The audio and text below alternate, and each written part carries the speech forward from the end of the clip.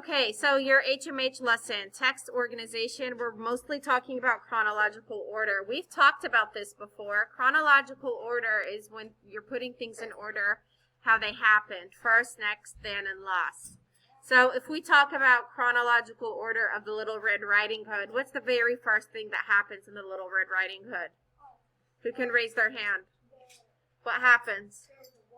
No. What's the very first thing that happens in the Little Red Riding Hood, Rena?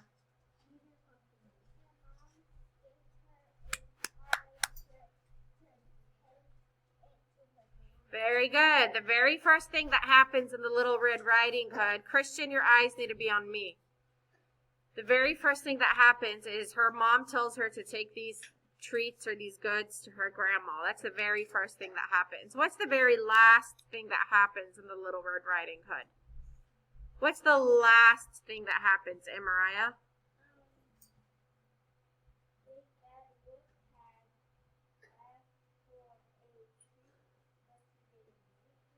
No. What's the last thing that happens in the Little Red Riding Hood? Bernaya? No, they don't become friends. The very last thing the Little Red Riding Hood, guys, is the neighbor chases off the wolf, right? No. Remember, yes, the wolf swallows grandma. He eats grandma, or he hides grandma in another version. And then Little Red Riding Hood starts yelling and screaming, calling for help. And when she starts calling for help, the neighbor or the butcher comes by. And what do? Remember, they help her. They find grandma again. Well, anyway. So my point is chronological order means what happens first, next, then, and last. Okay? All right, moving on. The beginning, clue words for the beginning is first. Middle clue words is next or then. And then the end is finally or last. Informational texts have a structure or type of organization that fits the topic and the author's purpose. The author's purpose is why the author is writing the story. When authors use chronological order, they describe events or the steps in a process in order. This helps show how one event is connected to the next. This happened because of this. This happened because of this. Do you understand? Okay, we are going to be reading the story, Whoosh. Chris Barton, illustrated by Don Tate. It is not in your HMH books. There's no need to try to find your HMH books. It's not in your HMH books. Just follow along with us. What you will need is this chronological order paper, though. Okay? And where it says title, you can go ahead and write the word whoosh. W-H-O-O-S-H. Exclamation mark. So, go ahead and write this word, this title down now. All right, so we're going to read this story. Whoosh. Lonnie Johnson's super soaking stream of inventions. Chris Barton, illustrated by Don Tate. Before we read the story, let's go over some important vocabulary words we will have to know before we start. The first word is workshop. The girl in this picture is looking in the workshop for things to fix her bike with. A workshop is a place where you make things. My aunt spent her time in the workshop fixing her bike. So it's a place where you fix things or you make things. Here, this says issue. There's an issue here. What is the issue here? That the bike is broken. I had a serious issue with my bike tire. An issue is a big problem or a problem. Here, he had a big issue. Because that tire is not just flat. It's just the whole bike is broken. Right? Okay. Issues to have a problem. The next one, insure. Insure. They look like they're at the airport, and she has her ticket. She's talking to the flight attendant. When you insure something happens, you make certain that it does. You make sure it does. So that's the easy one to remember. Insure, make sure. Get it? Very good. The next one is failure. If we look here, well, this is a failure. She put too much soap in the washing machine, and now she's made a humongous mess. A failure is something that stops working as it should. Is this how you wash your clothes? Definitely not. What a failure. That's funny. All right, the next one, devoted.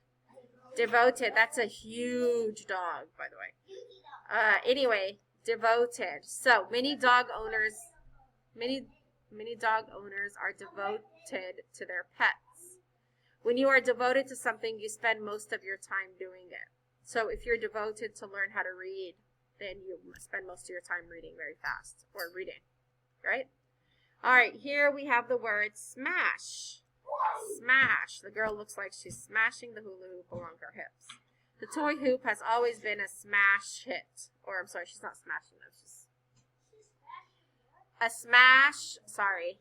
If something is a smash, it is well liked by many. So, that song that's always on the radio is a smash hit, right? Everybody likes it. So smash is something that everybody likes. All right, we're going to stop there. Let's go ahead and start reading our story.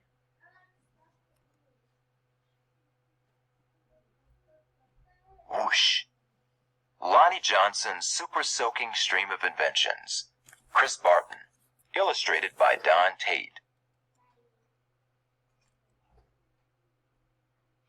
Every day brought a challenge for young Lonnie Johnson. The challenge of finding space for his stuff. 6 Johnson kids were squeezed into their parents' small house in Mobile, Alabama. Lonnie would have loved a workshop of his own, but there just wasn't room. There was nowhere to keep his rocket kits. Why wasn't there enough room? Because it was a small house. Very good. Bamboo shooters, rubber band guns, erector set, go-kart engine, bolts and screws and other spare parts his dad let him bring in from the shed, and various other things he'd haul back from the junkyard. Lonnie loved building and creating. Ideas for inventions just kept on flowing. So what was his favorite thing to do? Invent. Very good. He learned how to make rockets from scratch. Kids at school gathered to watch Lonnie launch them. And he learned how to make rocket fuel. When it caught fire in the kitchen, Lonnie's mom didn't make him stop.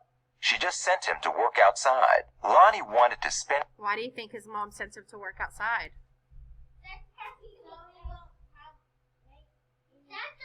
Very good. So he doesn't make any trouble in the house, so he doesn't blow anything up, right? All right. Awesome. ...and his life designing things, building things, and getting them to work. He wanted to be an engineer. However, Lonnie took an exam that said he would not make a very good one. His dream had been challenged. Lonnie was discouraged, but he knew that whoever had graded his test hadn't met Linux. So he wanted to spend his time on his life doing what? Designing things, inventing things, getting them to work. He wanted to be an engineer, right? Very good. Inspired by a TV show, Lonnie had built his own robot. He made it out of scrap metal and named it Linux. Compressed air cylinders and valves allowed Linux's body to turn and its arms to move. The switches came from an old broken jukebox. Lonnie used a tape recorder to program Linux, and as a bonus, the reels looked like eyes. Lonnie wanted to enter his creation in a science fair, but he couldn't get the transmitter to work. Without it, Lonnie couldn't send commands to Linux. Science fairs came and went. Lonnie missed one and then another, until he got an idea. Now, Lonnie may or may not have asked before he borrowed his little sister's walkie-talkie. So what do you guys think his idea might be? Maybe he's going to use the walkie-talkie to help fix his machine, right? But it fixed the transmission issue. His school's team took freshly finished Linux to a 1968 science fair at the University of Alabama, where only 5 years earlier African-American students hadn't even been allowed. Having to compete in a place that still wasn't very welcoming? Now that was a challenge with a capital C. Against other schools from all over the state, Lonnie's team won first place. Why did he say that was a challenge with a capital C? What does that mean? When you capitalize words, what does it mean? What are you doing? You are... Good, you're yelling. You're saying them with a lot of expression, right? That is a challenge with a capital C. That means it was a huge challenge. It was a big challenge. Why was it a big challenge for him to win the science fair? Was it because he's not good at the science stuff? No. Then why was it a big challenge? That's because the other team is really, really good too. No. What was the challenge, Leia? Very good, because his skin color, because a few years ago, African American students hadn't been allowed to be in the science fair. And they recently have, and as soon as the African American kid enters the science fair, he's the one to win first prize. So how do you guys think that the other people feel that are not African American? They're probably mad or jealous or upset, right? Like, what? We just allowed you in this. How did you win it? All right? Let's keep reading. Soon, Lonnie left home to go to college at Tuskegee Institute, where he stood out as a self-confident, insightful, creative thinker.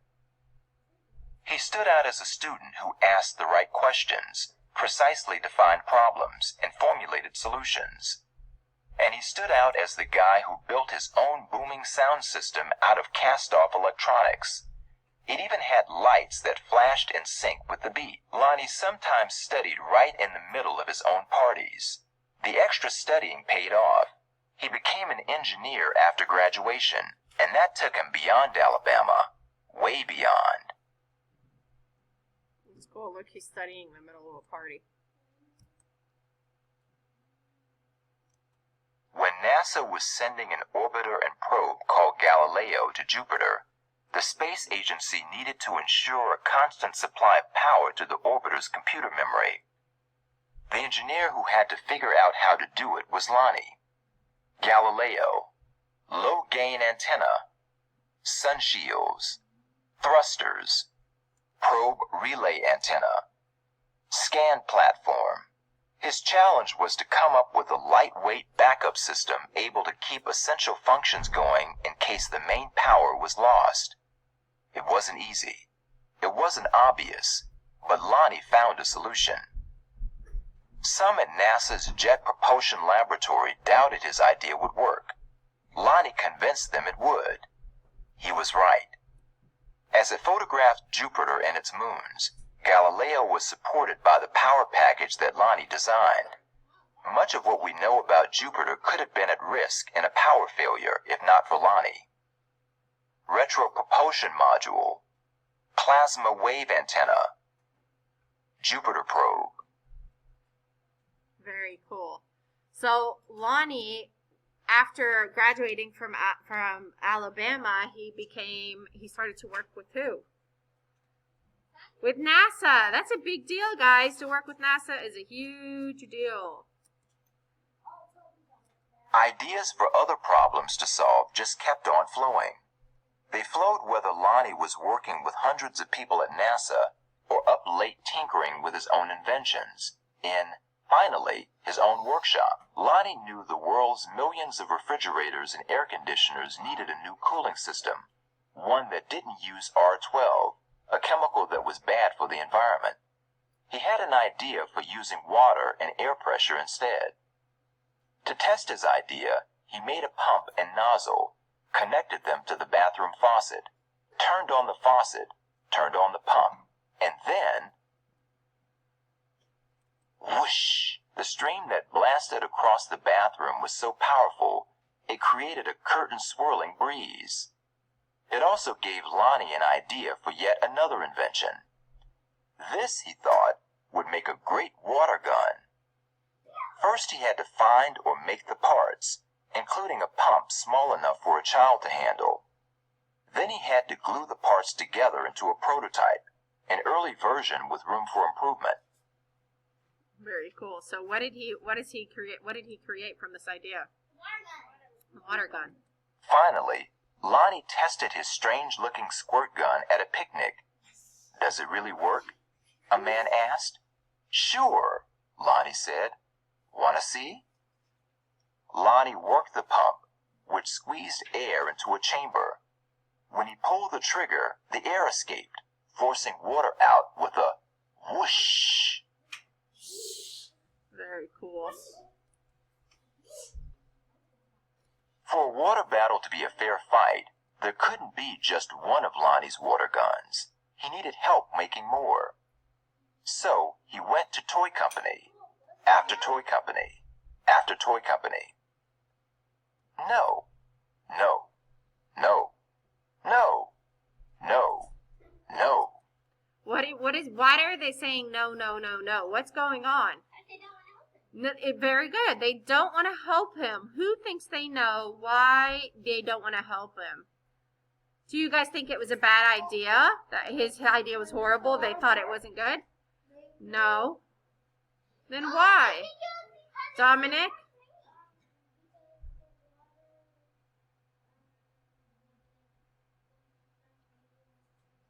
No. Why didn't they help him, Rena?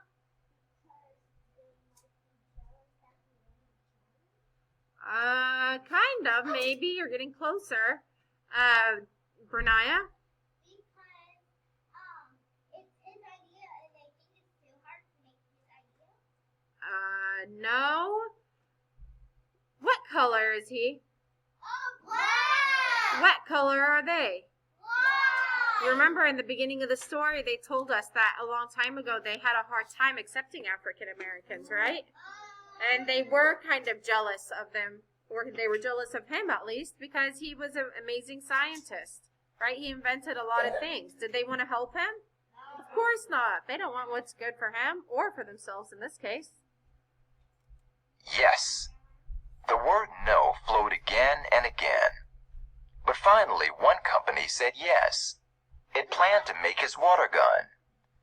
Lonnie also had other projects, a water-propelled toy airplane, 2 kinds of engines, and his cooling system.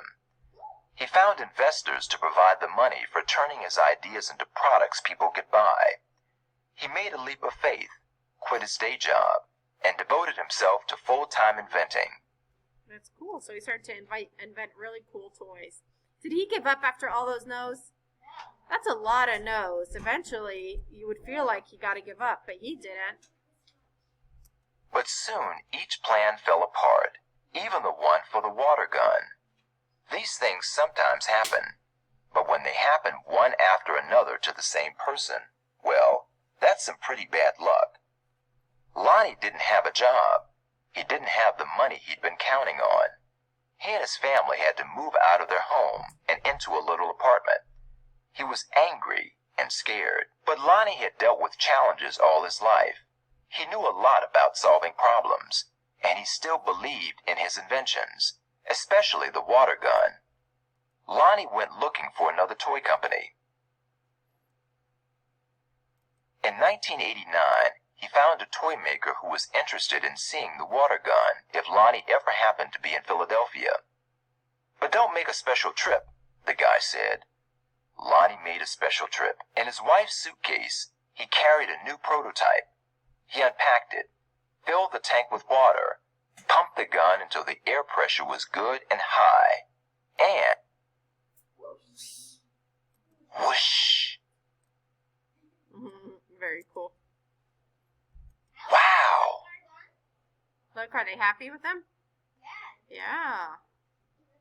Kids everywhere agreed with that wow.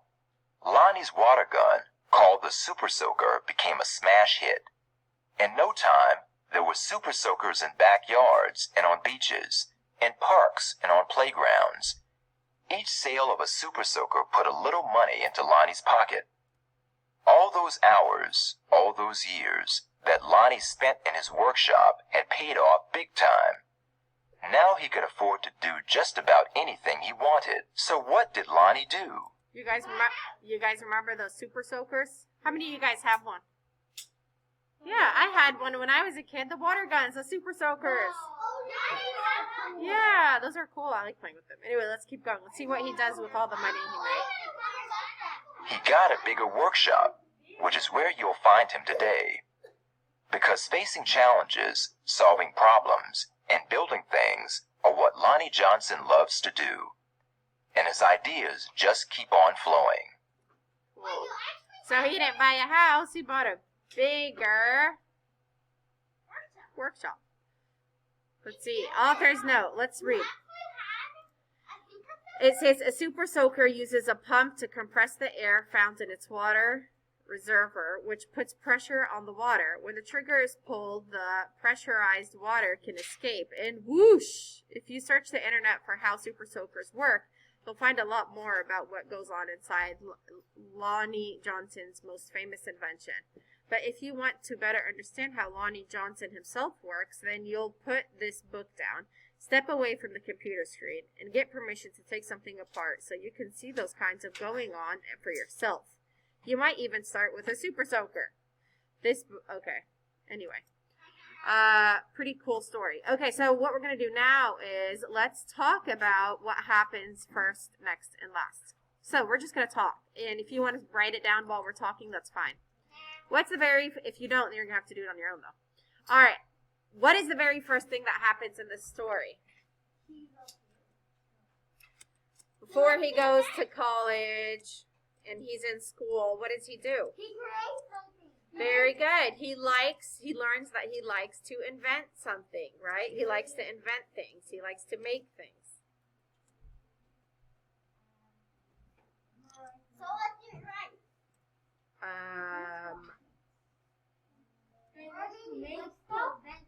Very good. Lonnie likes to invent things. Lonnie. Lonnie likes to invent things. All right. I know you're not done writing that, but I'm going to keep talking. All right. So Lonnie likes to invent things. The next thing that happens is he invents Lynx, Linex, which is the robot. So Lonnie invents Lynx and wins first place in the science fair. Yep. Wait, hold on. I don't have it. So Lonnie invents Lynx, which is that robot, and wins first place in the science fair. Then he goes to college. I know I'm going fast, but we'll go back in a second. I just need to wrap up this video. So then he goes to college and starts inventing really cool things. Finally, he works for NASA and invents Galileo. And then he starts making a lot of cool inventions that make him into a very successful scientist and inventor now. Okay? So, all-liners, basically you're going to rewrite that in your own words here. When you're done, you're going to turn that into me. And when you are done with the text organization, I need you guys to go ahead and work on, oops, I just closed it. Why did I close that? I don't know. And now it's gone. So when you're done, you're going to work on the homophones page 142. It has a B on it. It's inside of your packet. It looks like this. Okay? All right. If you have any questions, do let me know. I'm going to post the homophones video on, I'm going to put the link up on the Google Classroom so you can watch that video before you do the worksheet. It'll help you out. All right. If you have any questions, let me know. I'll see you later. Bye.